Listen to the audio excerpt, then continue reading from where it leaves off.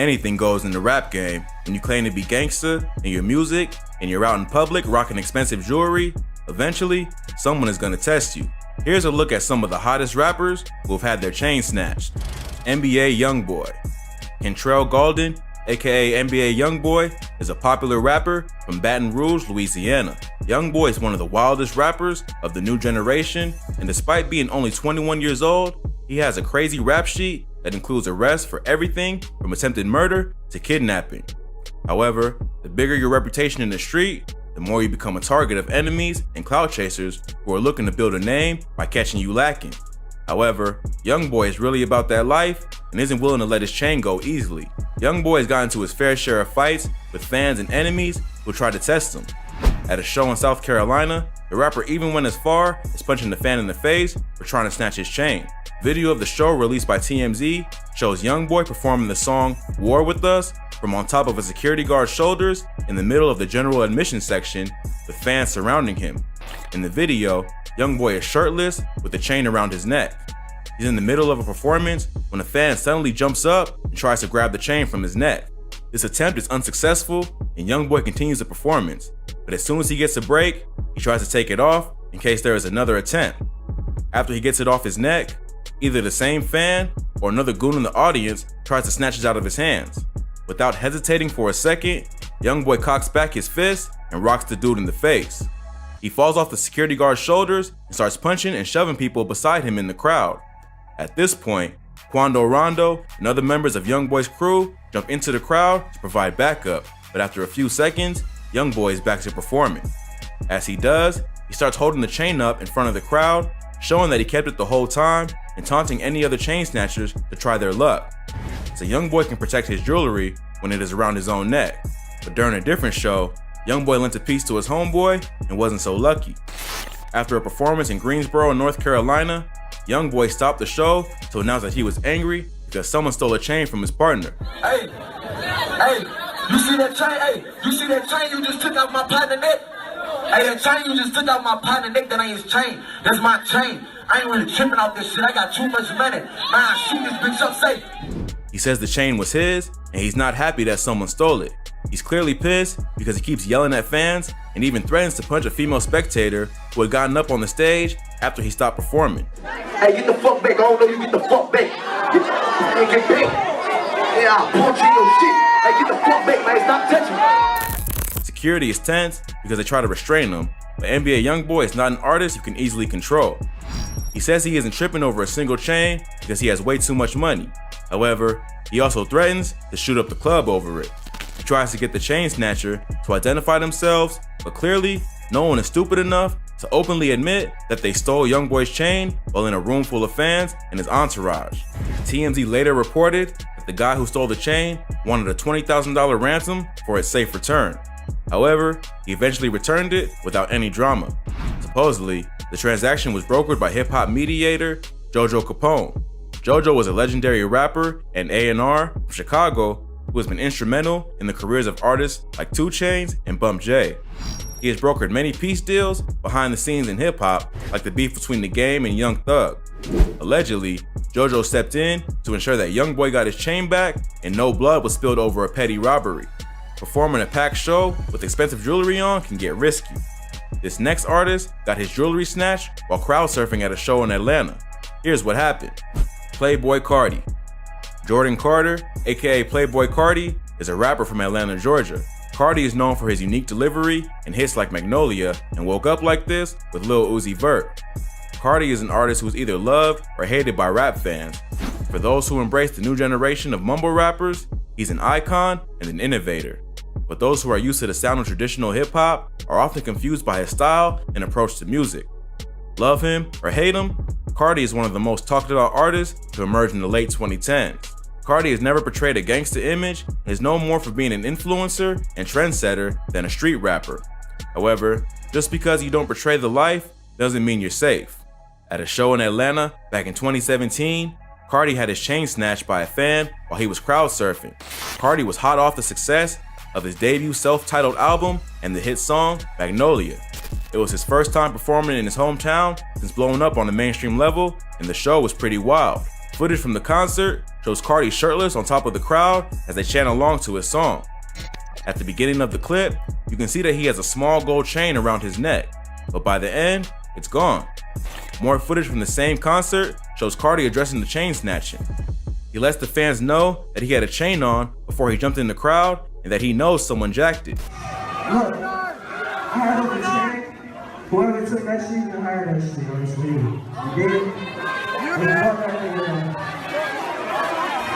Run that shit up. However, unlike YoungBoy, Carti doesn't threaten to shoot up the audience. He tells the fan that they can keep the chain, but he still isn't happy about it. Carti isn't a street rapper, and therefore, there isn't as much pressure on him to do something about the situation. Chain snatching isn't just about stealing an expensive piece of jewelry. It's a sign of disrespect and a way to make rappers look soft in public. Carti doesn't claim to be about that life, and therefore, he wasn't tripping as much as YoungBoy about the theft. However, no one likes getting stolen from, and he had to address the situation just to let fans know that it was a cheap move. But not all rappers are as forgiving as Carti.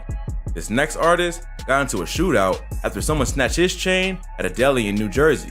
Yep, here's the crazy story. Fetty Wap. Willie Maxwell II, aka Fetty Wap, is a rapper and singer from Paterson, New Jersey. Fetty is best known for his hit singles Trap Queen and My Way, which were major hits back in 2015. Fetty's career fizzled after the release of his debut, self-titled album. However, he continues to release music despite not reaching the same level of commercial success. But being a major star doesn't save you from street drama. Back in 2017, Fetty Wap got into an altercation in his hometown of Paterson, New Jersey, after another artist he had beef with stole his chain. The robbery led to a shootout that left 3 men with non-critical injuries, and the robber was later arrested after self-snitching on Instagram. The incident went down at a deli in Paterson back in March 2017. Footage from the deli shows Fetty Wap running away while a big dude with a pistol in his hand approaches him. Details later emerged that claimed after the incident, there was a shootout that left 3 people injured but no one killed. A man named Raheem Thomas, who went by the name Fuzz, was later arrested for the robbery after posting photos to Instagram of himself wearing the chain. It was pretty easy to identify as the chain spelled out 1738, the name of the squad that Fetty repped. Supposedly, the shootout and the chain snatching stemmed from a street beef that Fetty had with Fuzz and his crew. Fuzz is also an artist from Paterson who owns a company called Muscle Team Entertainment. A few months before the chain snatching, TMZ caught up with Fuzz, who broke down the beef. Fuzz claims that Fetty and one of his artists had a track together that was popular in Paterson. Fuzz claims he helped Fetty and his crew early in his career, but their energy changed when things started to pop off. He claims that Fetty's manager had a problem with the Muscle Team, so he told promoters in the city that he could only book Fetty and not anyone associated with their camp. That is what set off the beef, and when Fetty got recognized on a mainstream level, his team continued to have them blackballed in the industry. In the same video, he tells Fetty that he can't come to Paterson, and if he sees him, it's gonna be on site. Is he persona non grata in Paterson anymore? Nah, he can't come out there when I'm out there. No, Them you can't come, little period. guys, It's you know what I'm over. saying? It's over. It's a dub. So at the end of the day, they never come out to Paterson anyway. If they do come, that goes somewhere where like on the edge of Paterson where they could come in and say, I'm in Paterson, boom, boom, boom, and that's it, you know what I'm saying? To make matters worse, Fuzz is cool with another Paterson rapper named P. Dice, who was once part of Fetty's Remy Boy crew. P. Dice was featured on the original version of 679, but was replaced by another artist in the crew named Monty. Allegedly, Fetty was supposed to give P. Dice 16.9% of the song's profits, but later reduced that share to 5%. The song was a top 5 hit on the Billboard Hot 100 and currently has over 550 million streams on Spotify. So it's understandable why P. Dice was so upset that his royalties got slashed and he ended up suing the artist for $7 million. So, the beef between the Muscle Team and the 1738 camp was well established. Fuzz wasn't lying about doing something to Fetty the next time he saw him, and the rant he did for TMZ was recorded just months before the robbery. However, despite claiming that Fetty and his crew were soft, the incident ended in a shootout that left 2 members of Fuzz's crew injured. The other person hit was a member of Fetty's entourage who allegedly shot himself by accident. Luckily, no one was killed, and Fuzz was eventually arrested. Fuzz and his brother Latwin were originally facing up to 20 years in prison for the robbery and possessing weapons as convicted felons, but copped a plea deal to receive less time. Buzz ended up being sentenced to 5 years, and Latwin was sentenced to time served while awaiting trial. There haven't been any other incidents between the two crews since the robbery, unless something happened in the streets and didn't make the news. Hopefully, Fetty and his crew have hashed things out and reached a peace agreement. Otherwise, it might get wild in Patterson once Fuzz is released. But at least Fetty didn't lose his chain or any money in this attempt. However, this next rapper was crowd surfing at his show and got a $100,000 chain snatched off his neck. Let's get into it. Slim Jimmy. Slim Jimmy is one half of the pop rap duo Rae Sremmurd along with Sway Lee. The two are brothers from Tupelo, Mississippi. They signed to super producer Mike Will Made It Eardrummer's imprint in 2013 and started gaining attention the following year with songs like No Type and No Flex Zone. They have gone on to release numerous Billboard hits and are known for their catchy melodies and bright personalities. But right at the height of their success, Slim Jimmy was the victim of a chain snatching at a show in Paris, France. The duo was performing at the Zenith in Paris on July 3rd, 2017, and Slim Jimmy decided to crowd surf in the middle of the show. While Jimmy was in the crowd, someone snatched the chain from his neck and ran off with it, just like the Carti situation. However, the chain that Slim Jimmy was wearing was worth a lot more money. According to Euro 1, a French media outlet, the chain was worth 100,000 euros or about 113,000 US dollars. So it's understandable why Slim Jimmy was upset by losing the piece. There's no footage of the actual chain snatching, but footage of the aftermath was released. Jimmy got back up on stage and told the crowd what had happened. He demands that whoever snatched it come forward and ask the fans to point out the person who has it. He isn't quite as angry as YOUNGBOY was and doesn't threaten to shoot up the audience, but he does seem pretty pissed. Sway Lee jumps in and offers to bring whoever stole the chain on tour with them if they come forward. He even offers the chain snatcher 5,000 euros to return the piece. Who got the chain? I got you 5,000 euros right now. Who got the chain? But still, no one comes forward. He pushes the bid to 50,000 euros and still, no one comes forward. Who got the chain right now? I will cash you out 50,000 euros right now. Who got the chain? Hold that motherfucker up. Who got it?